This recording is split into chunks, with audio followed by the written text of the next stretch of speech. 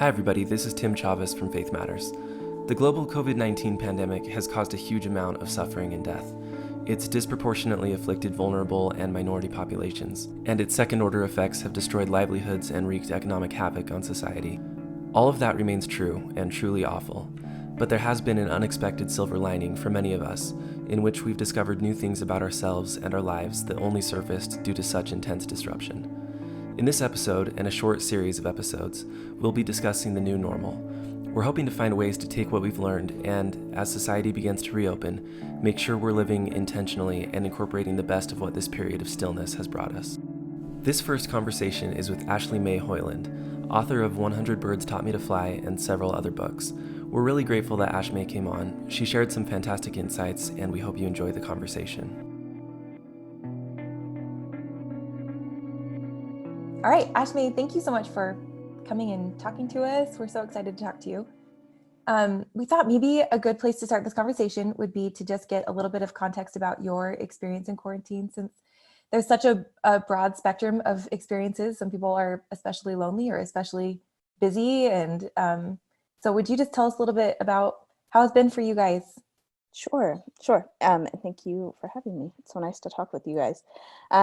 So in terms of quarantine experience, I definitely feel like I know that I am on the privileged end of the spectrum in terms of what I've been able to do. My husband and I can both work from home. We have a backyard. We have a house that is big enough to accommodate us. And yeah, so in terms of, it has been a relatively peaceful time. And I feel like I just don't feel like I can probably speak to the experience of it being difficult, which makes me, there are, of course, aspects, and from what I see on the outside, I recognize how hard of a time this is for many people.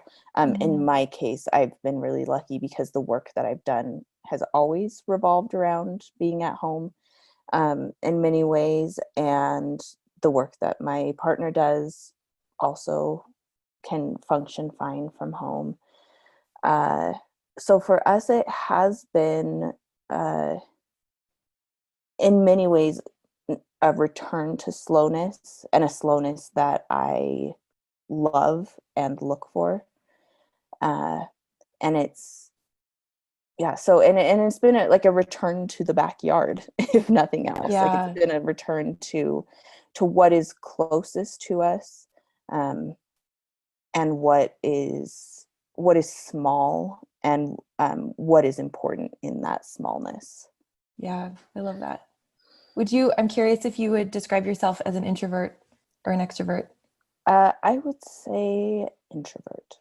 I think, yes. I think I used to be a lot more extroverted.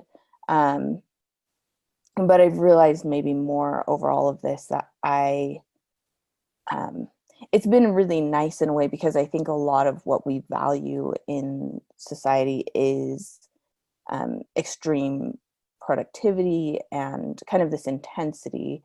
And I also love to be productive, but it's been so nice to not have to justify or excuse the way I've used my time. I've taken a French baking class over the course of quarantine, and it's been really nice to say, yes, it took me 3 full days of, not the whole time, but the process was 3 days to make these dozen croissants. And I don't need to justify that to anyone, least of all myself. It's just been a nice reminder to kind of readjust my understanding of time and how I value what I do with my time, and kind of to keep myself in check, to kind of ask myself what it is that I had valued before, and why it felt so important for me to always be busy. And how valuable it is to step outside of that and to take away busyness and see how much happens even without that kind of sense of busyness, when time has been kind of stretched out and slowed down. Yes. One of my very favorite things. So you published this book called Notes from Spring 2020 with Kathy West, which is just basically a collection of writing prompts to get you through this quarantine. And one of my very favorite pages was where you talked about life-giving activities versus life-managing activities.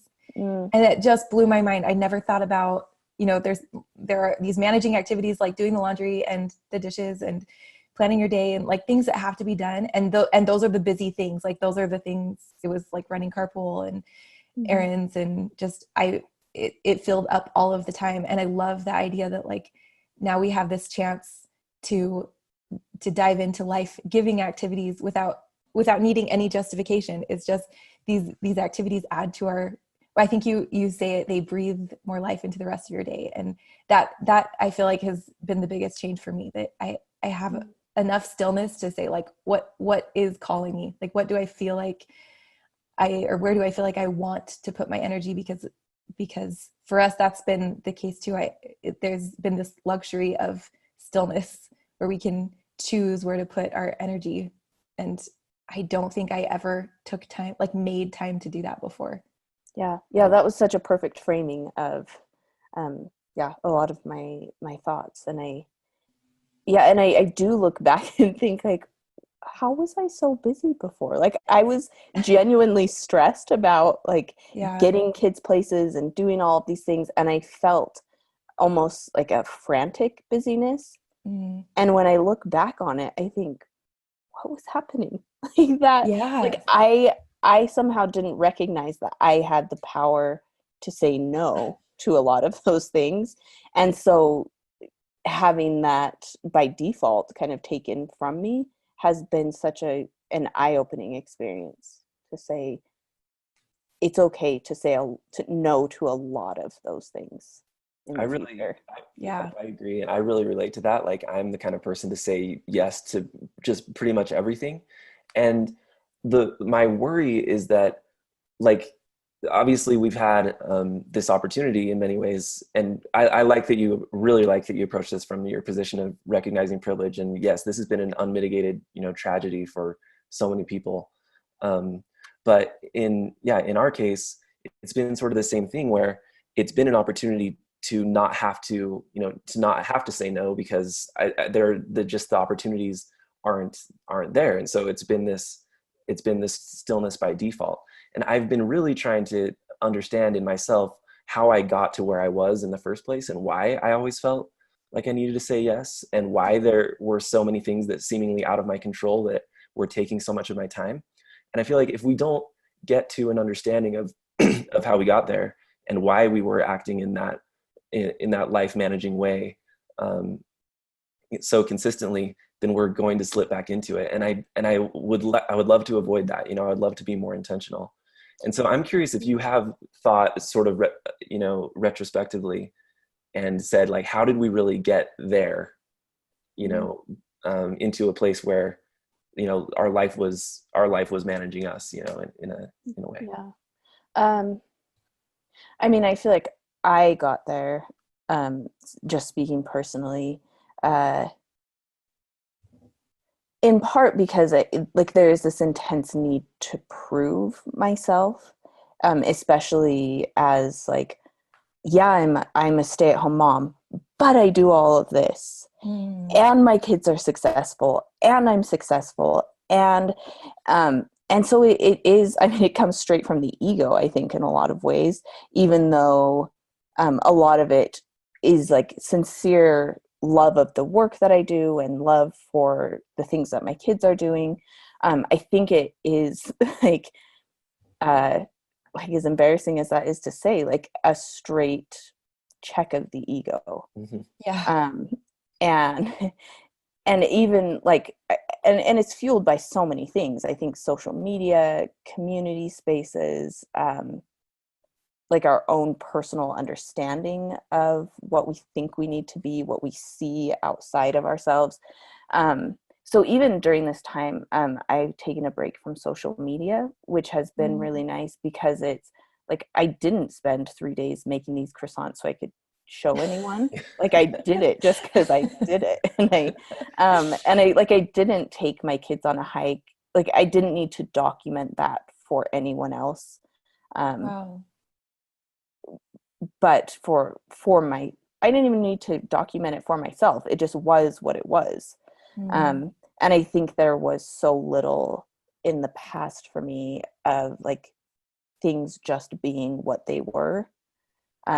Like I wanted, and I think it's a pretty common thing, but we make the product and then we move whatever that product is. And before we're even through conceptualizing it, we're moving to how it's going to be consumed. Wow. And so I think that allowing us to step back or allowing myself to step back and say, this is not going to be consumed, because there's just not a space for it right now. It feels really useful. Wow. Yeah. So you mean product, I mean, you're talking about even things like your kids on a hike. Yeah. Like yeah. a picture of your kids having fun in nature.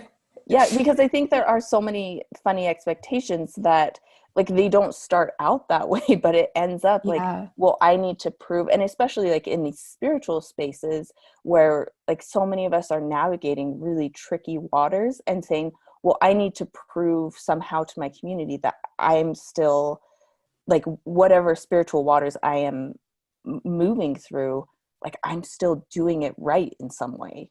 And so it's this need to prove. Wow. Yeah.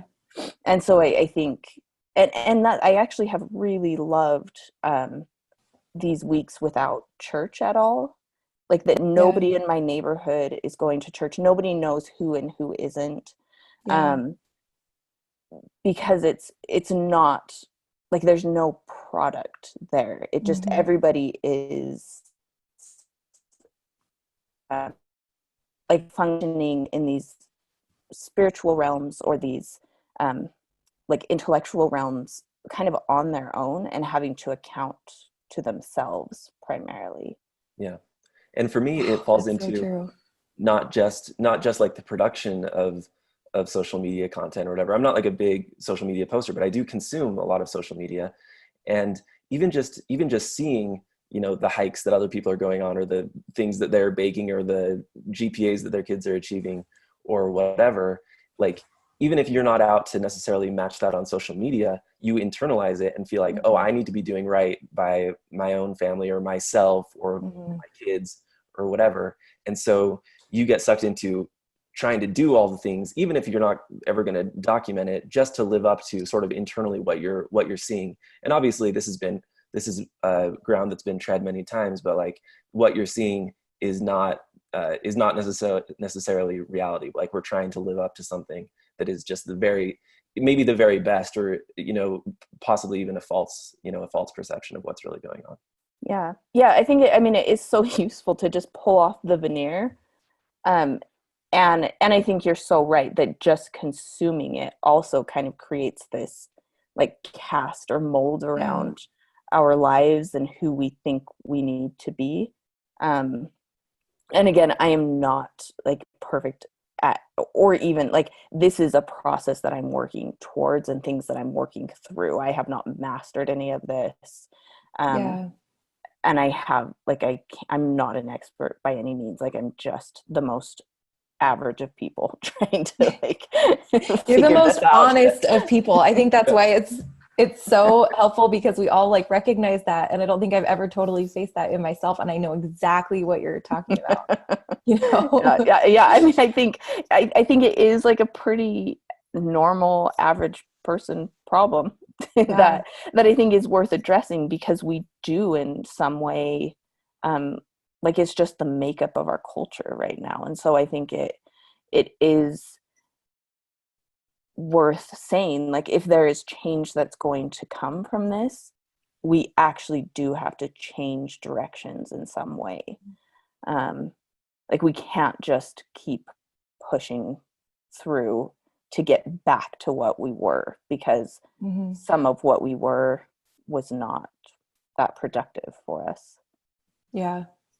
So do you have like a guiding question that you'll use post quarantine? You know, like how are you going to make those decisions when these opportunities are banging at the door and you're trying to decide if this is really where your energy is going and if it's value based? You know, do you have like some sort of like central question that you're going to use to make these decisions before your life just fills back up the way it was before? Yeah.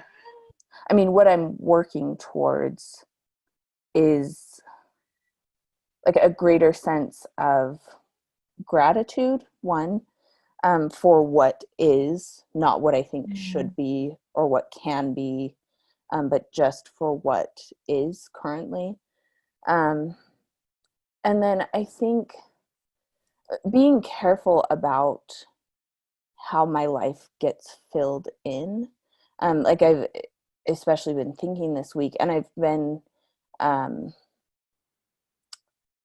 like just with all of like the racial injustice that's been happening in our country, which is so prevalent and obvious and awful. And I think it's asked me, like, am I actually adding value back into the society that I live in? Like, am I going to spend my time like with the ego in like pushing forward whatever I'm doing, or am I going to step back and ask like what really needs, what changes need to be made first, like internally on my own, and then what systemic changes can I help to try and make. And so I think it's more like not a single question, but maybe a question of like holding myself more accountable for the way that I not necessarily use my time, but like where I think it's a more of like keeping the ego in check. And I'm not totally sure how to do that, but it's something that I'm interested in. Yeah. And it feels like awareness is such a huge important part of like fixing that, you know, like just recognizing the ego is at play, I think is going to be a huge step. Yeah. And I think I was reading something yesterday where it was saying like it's really it was a Black person speaking, and they were saying it's really so hurtful when we see like people of privilege posting like cat memes or like all of these things when there are really much larger things at hand in the country. Like there's such a wide discrepancy between realities, and it's not that. And so I think just again, like being aware of where I am placing value, where I I think it goes back to the ego. Like, am I more important? Do I believe that I'm more important than these things that are happening? Or am I going to step back and like put my ego in the back seat a little more, and find ways hopefully to give back that are more valuable than what I deem in the moment, than what would be like a quick reactionary like give me all the endorphins because people respond immediately. I'm curious if writing plays a role for you in sort of that management of the ego and being more intentional.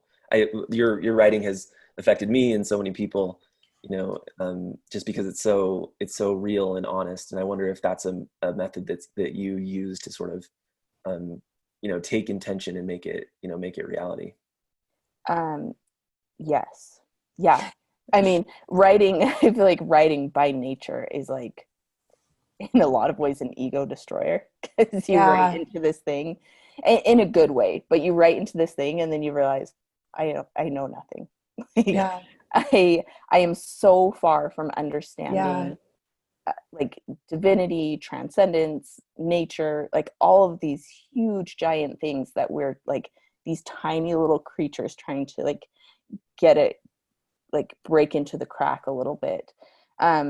Yeah. And so for me, yes, it for sure, like I've been writing a lot about animal encounters that I've had, which Mhm. are like the most basic. Like I saw a rabbit on a hike, or there was Yeah. a deer in my front yard. Like not these big experiences, like very normal, again, average human Mhm. experiences.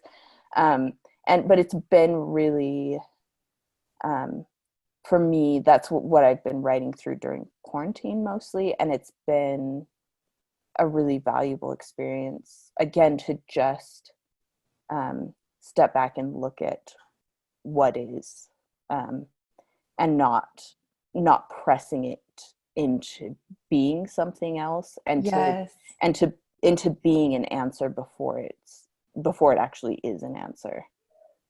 I remember you talking about the difference between spiritual autobiography and spiritual memoir or something, and Mm, how one is you're beginning with like, I'm going to end up the hero, like you know where this is going and I'm writing to that point, and the other is really just this like truthful exploration. That I think that's why 100 Birds Taught Me to Fly resonated with so many people, because you feel that uncertainty. Like it's the scariest emotion for anyone, and you just go there every time. Like just you're just wondering like what does every single memory mean and every experience mean, and everyone relates to that. Like they're just, it's it really resonates with this scariest emotion of just, I don't know what it means. And but there's yeah, something really empowering about admitting that and just holding it right there and looking at every single angle. And I think it helps you accept that you feel uncertain yeah, and yeah. Well, stay thank there in the you. uncertainty.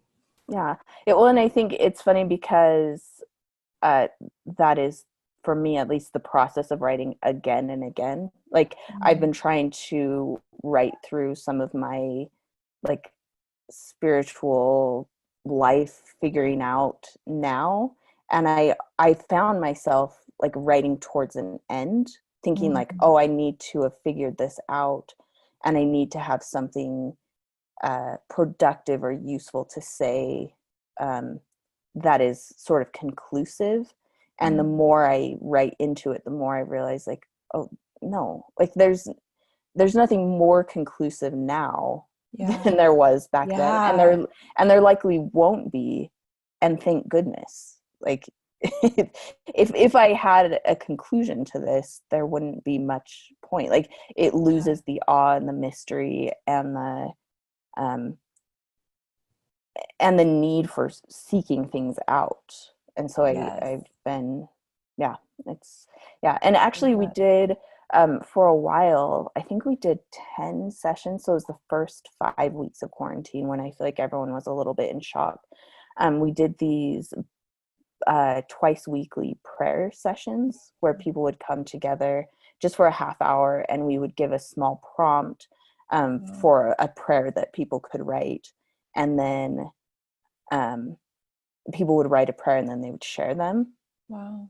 And it was like, um, it, sorry, it was just like such a sacred experience to have people, um, and it wasn't like a religiously based prayer. It wasn't that you need to be an expert writer. It was just like these really beautiful moments of people, um, like we talked about the prayer as an attempt at something, um, and this idea that like prayer is such a beautiful vessel for that, because by nature it's not like an edited known piece of writing. It just, Yeah. like, again, is what it is, and it's like it's it less edited often the better. And I should actually send you guys the link too. We had a bunch of people, or not that many people, I wish more had, but they pasted, like copy and pasted some of their written prayers. Oh. And actually you can go back and listen to all the recordings, and they Oh were my gosh, I just, love that. yeah, it was, I feel like for me that was maybe the most magical time of quarantine. Mhm. At least those first 5 weeks when things felt, or 5 or 6 weeks So when things raw. felt, yeah. Yeah.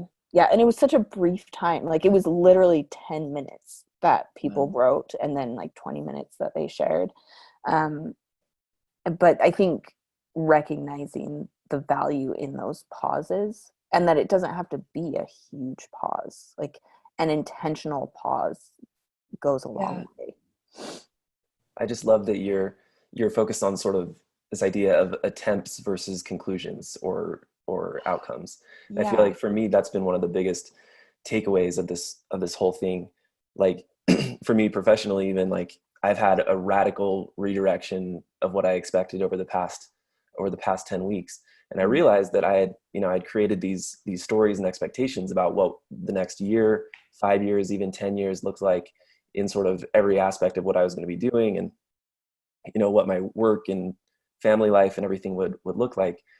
And something about having this huge thing come, interrupt all of that gives you a sense of your own powerlessness and makes it okay in some ways to just attempt things rather Yeah. than rather than expect a specific conclusion. So I love Yeah. that you're focused on Yeah, that. thank you. Yeah, and I think hearing you say that makes me feel like maybe some of the franticness came from like trying to hold things up that maybe weren't necessarily like that needed to be allowed to just crumble and fall Yeah. apart where there were Yes. weak points.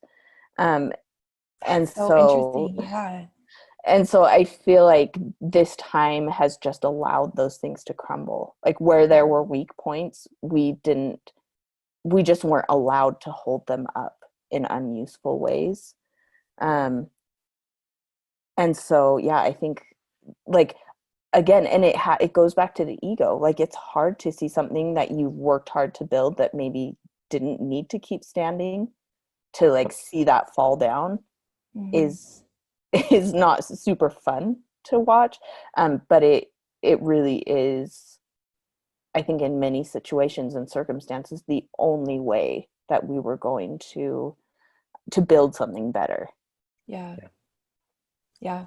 I think that the other thing too is I feel like it does the opposite in some ways. It reveals what you do care about, and I keep thinking about this in the context of relationships, which didn't seem like the obvious change at the beginning of quarantine. I was just focused on the activity. It was like the activity stopped. But then as the weeks have gone on, I think I've realized how much energy I was putting into relationships that shouldn't have been my very first priority. Mm. I felt a lot of sadness around relationships that I genuinely missed and wanted to put more energy into. And it's really shifted. It's shifted how I want to spend my time and where I want to pour more energy. And it just made it made it easier to see. I think a lot of relationships that I was nurturing were completely out of convenience. And I was letting the really important relationships in my life just not happen, not be nurtured because it was harder because, we're farther away, or maybe there are issues there that it's just easier not to think about. And it's been so good to realize that, like, I feel something there. Like I really deeply feel this need to value relationships that I had just, I don't know, let wilt because of the busyness. Like I use these my busyness as an excuse. And once everything was still, I realized there was like some pain around missing these people. So That's so wise. that's been a realignment for me. Yeah. Yeah, which again, when we talk about change, like I can't think of anything that would necessarily change a direction more than that. More Yeah. than like a realignment of who and how we spend our time with. Yeah. I have one more area I would love for you to talk through. I keep thinking about your in the intro to the Notes from Spring, there was this page where you talked about anxiety is spilling like a gallon of milk on the floor. Mm-hmm. That image has just stuck with me. I love that it's just like this jug of milk slowly like glugging onto the floor, and it spills over and under and around everything. And you talk about how writing is the container that holds the milk. So the milk is still there and it's still spilling, but writing is a way for the milk to be held in a useful way. And that resonated with me so much. I absolutely feel that with writing, that there is and maybe this is what you can explain, like there is something about putting these stressful emotions and experiences into words that makes them feel okay. So would you maybe just talk about how you use writing when you feel anxious or uncertain? Sure. Yeah. And I think actually, I think that was the value for people in doing these prayer sessions, is that like there were so many and still are so many really, really big emotions that can quickly spiral into abstractness.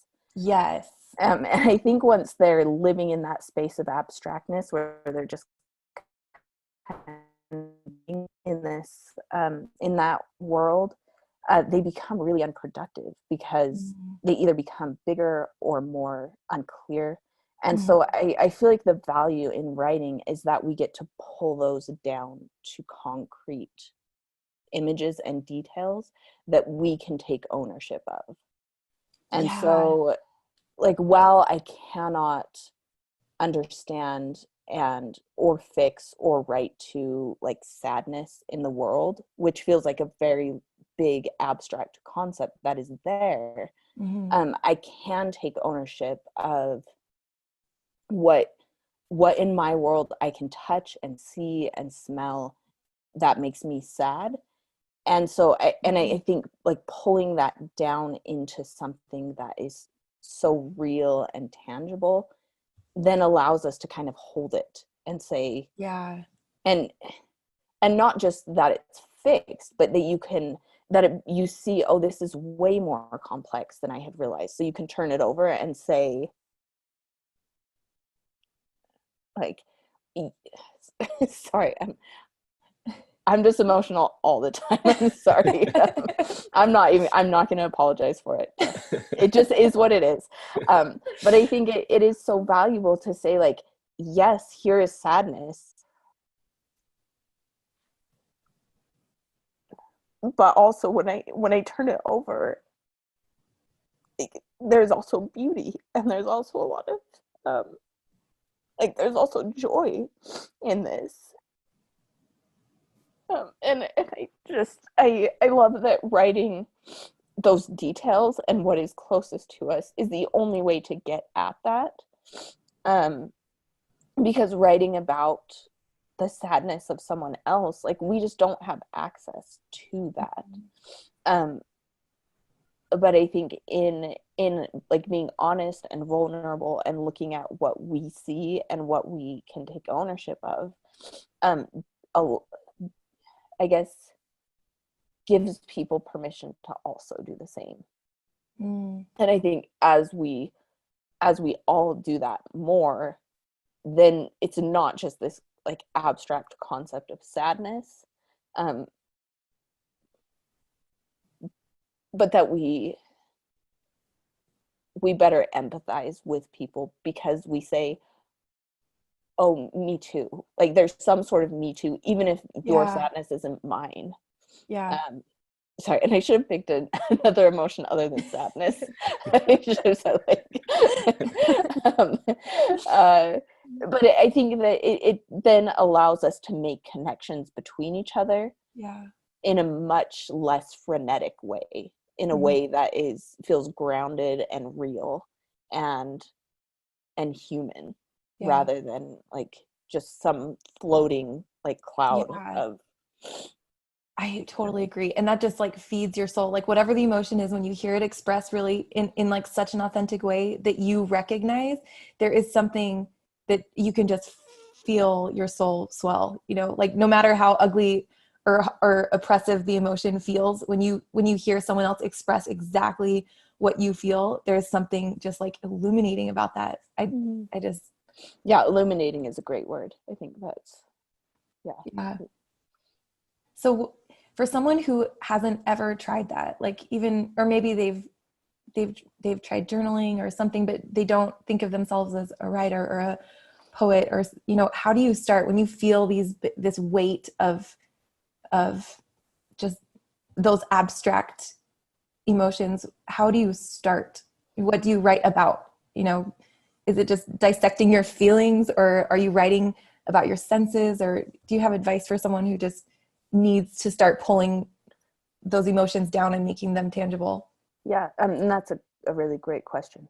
I think what I would say in this moment in time is honestly the prayer sessions for me, and like writing a prayer out, in part because it's so low stakes.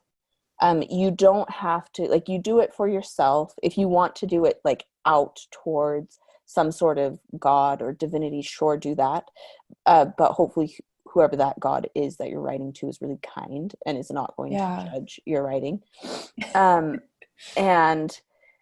it just, again, like, it's not an essay, and it's not a poem, and it's not, And there's no product. No, yeah, You're and it's not gonna post this. No, and you don't need to post it. Like, it's a piece of writing that is what it is, by nature is small. It truly is just an attempt at something. It can be absurd. It can be like, it is writing that is done for the self. And I think then, and I would be happy to link to some of like prayer prompts. That'd be great. But I think doing something like and keeping it close to you. So like one of the prayers we wrote was prayer to one of my neighbors, prayer to a child I know. Trying to think what else. We did one that was prayer to my anger, prayer to my sadness, prayer to like nature that is closest to me. And so like you keep it so close to, and it's like there's no requisite to fix something in a prayer or understand the larger scheme of things, or like it doesn't need to be linear.